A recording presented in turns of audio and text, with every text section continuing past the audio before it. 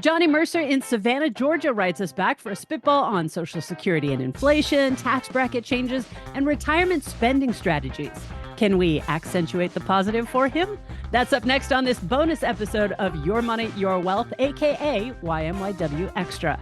I'm producer Andy Last, and you, the YMYW listeners, have sent us so many excellent and detailed retirement spitball requests that Your Money, Your Wealth hosts Joe Anderson, CFP, and Big Al Copine, CPA, can't even handle them all. So I've enlisted the help of Senior Financial Advisor Rachel Foose, CFP, from Pure Financial Advisors office in Mercer Island, Washington, to help me out. Now, it's important to note that this is just a spitball for educational purposes only. Even if you've given us a lot of details, we don't know everything about your financial situation, so please don't take this to the bank.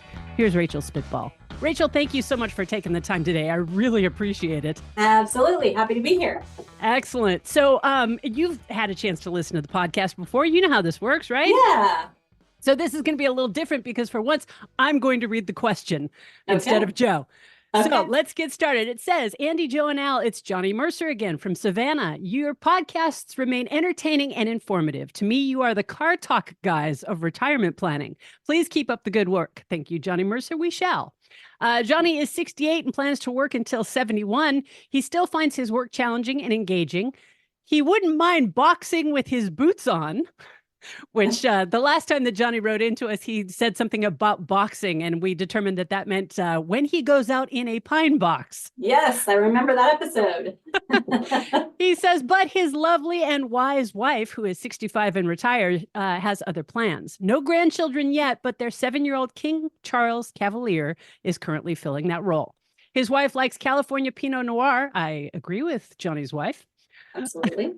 And he was just recently reacquainted with Miller High Life and found that he likes it just as much as all the fancy and imported craft and beers. So that is now his drink of choice. Rachel, what's your drink of choice? I'm a wine person all the way. I don't touch beer at all. So not a fan of Miller, but I like the Pinot Noir. I'm with the wife. There we go. All right. The wife drives a 2018 Lexus RX 350, and he is now in a 2023 Toyota RAV4 hybrid. Very nice. Okay. All right, so Johnny's current income is roughly $300,000 a year. They've got no debt, no mortgage. Their assets, their house is worth 1.3. In the brokerage account, they've got $250K primarily in high yield money market at present. And in qualified retirement plans, they have approximately $4.3 million, roughly 50-50 stock to fixed income. This is what Joe now would refer to as a big wallet.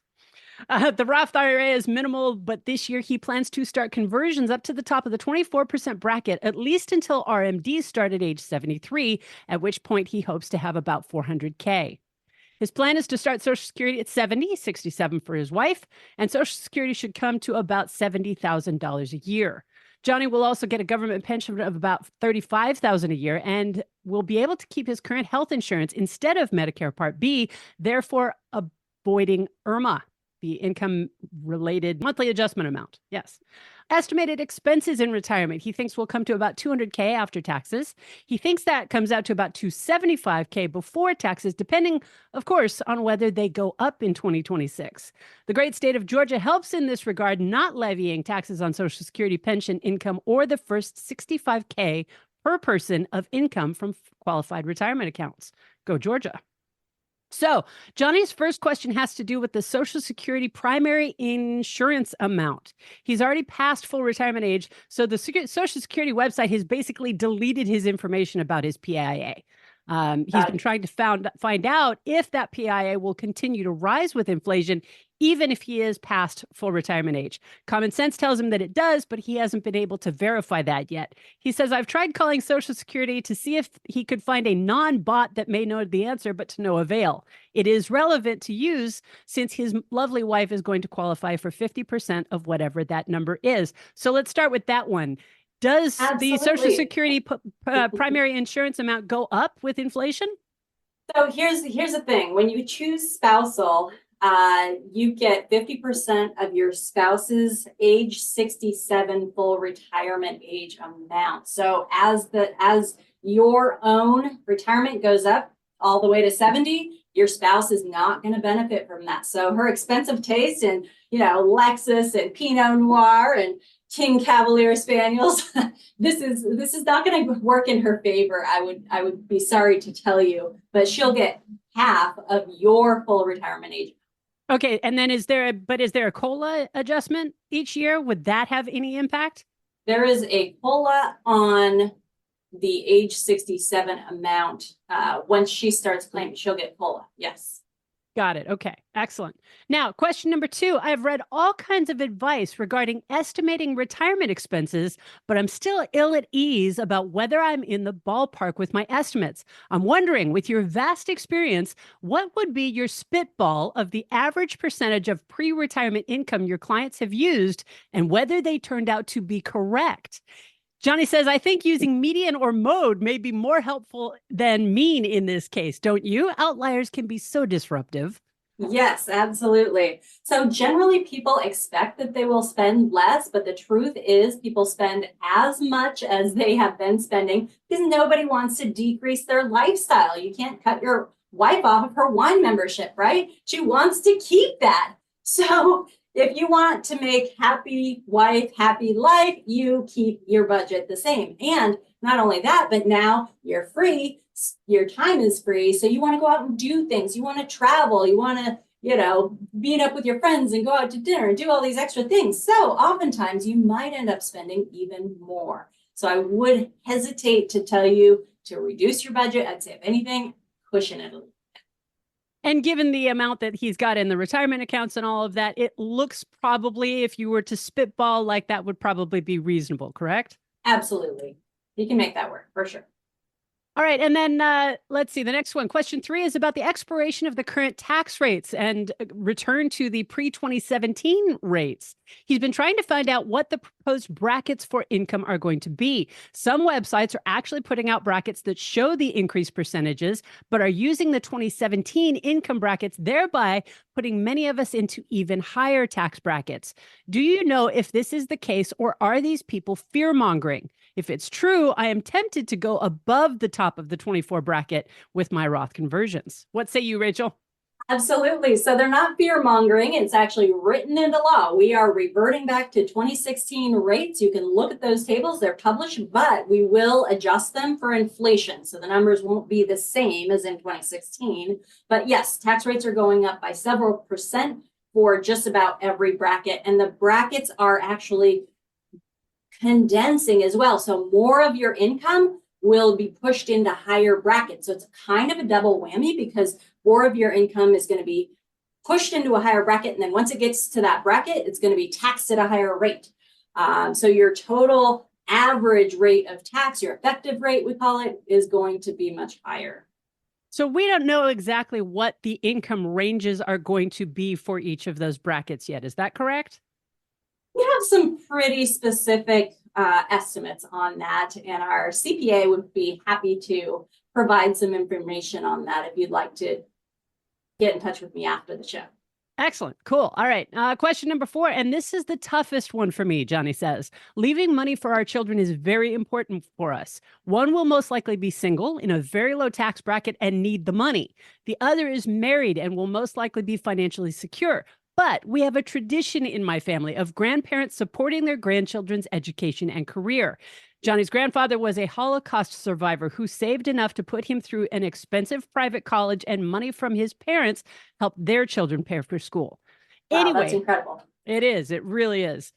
His goal is to have $2 million in today's dollars when we die, and I'm hoping for a spitball formula for figuring out what percentage of our assets he can plan on spending each year. He read Bill Bengen's book a while back, and he's a fan of the 4.15% rule. But given that we really need something left over, I don't believe I should use that number for the whole amount. Thank you in advance for all you do. So let's talk about the leaving money to children first.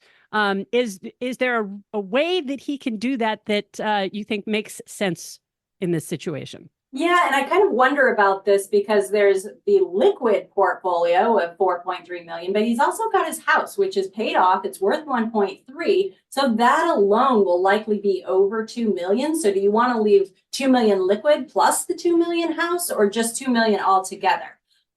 We need some more details from Johnny on that.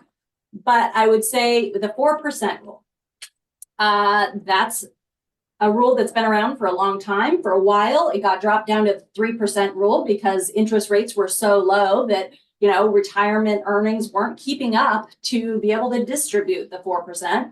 Now that rates are up, maybe it's a little better. We can do that 4%. But that's an early retirement figure to kind of keep your assets growing. So if your assets are growing at 6 or 7 and you're only taking 4, then guess what? You've got an extra 2 or 3% that helps your portfolio keep up with those rising costs.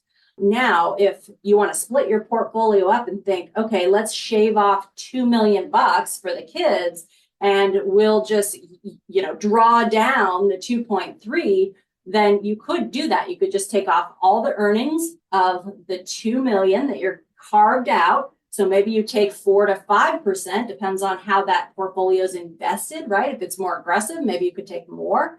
And then for the 2.3 million, you can start conservative at that, 3 to 4% range, and then slowly over time tick up your withdrawal rate so that you will eventually consume that 2.3 million. So that's kind of the way that I look at it. Fantastic. Is there anything else that you can think of here for the information, the fact pattern that Johnny Mercer in Savannah, Georgia has given us that you want to comment on here? Very good question. I think they're definitely, in that big wallet category. That's great. They've done a great job saving. I think they're on track, and it all comes down to budget. Make sure before before everyone retires that you have your budget pinned down, because that's the hardest number to come by. It's really kind of chaotic, and there's spending that goes out from all different accounts. So sometimes it's hard to pin down, but do some work on the budget before you give up your paycheck. That's what I would say. One more question I wanted to ask you. He mentions the fact that he's considering going above the top of the 24% tax bracket for his Roth conversions. Obviously, this is just a spitball, and this, we can't give any kind of pinpointed information. But would you think that might be a good idea for him? Above the 24, I think 22 to 24 is very reasonable. I wouldn't go probably above the 24 in his case, because the income after he retires, he's going to have $70K in Social Security. Not sure if it looks like that's both him and his wife combined, and then $35K in the pension. That's only 105, right? 105, but he needs a couple $100,000 to make his budget work. So he's pulling the rest out of retirement. He's probably going to be for around the top of the 22%, which will be 25 in the new system starting 2026.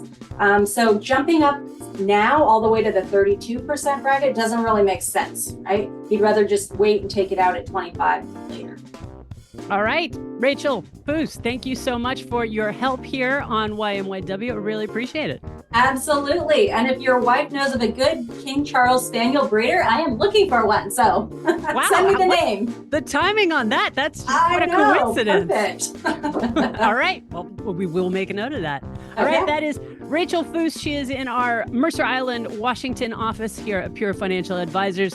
And I appreciate the help. Thank you so much. Absolutely. Happy to be here. Johnny Mercer, thank you so much for writing back in and for your patience in getting this spitball. YMYW listeners, what did you think? Join the conversation on our YouTube channel. I'm in the comments there every day responding to you and passing your thoughts on to Joe and Big Al, because this show would not be a show without you. Click the links in the show notes to get free access to helpful guides and white papers, blogs, educational videos, and much more, all there to help you get retirement ready. You can also subscribe to the YMYW newsletter so you never miss Joe and Big Al on the Your Money, Your Wealth TV show and the podcast. And to really make the most of your money and your wealth, you do need more than just a spitball. When you're ready to get serious about crafting a retirement plan customized for your needs and goals in retirement, schedule a free assessment with Rachel or any of the experienced professionals at Pure Financial Advisors.